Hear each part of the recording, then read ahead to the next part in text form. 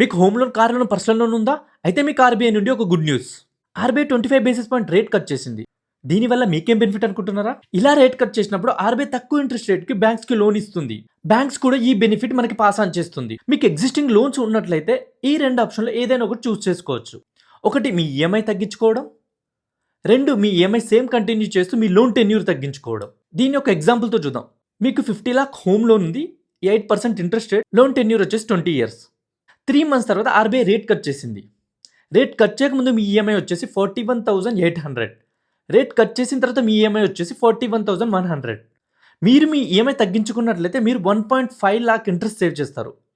కానీ మీరు మీ same EMI continue చేసినట్టయితే మీరు 1 ఇయర్ ముందే మీ లోన్ కంప్లీట్ చేస్తారు. అంతేకాకుండా 4 లాక్ వరకు ఇంట్రెస్ట్ కూడా సేవ్ చేస్తారు. మీరు స్మార్ట్గా ఆలోచించి ఏ ఆప్షన్ చూస్ చేసుకుంటారో డిసైడ్ అవ్వండి.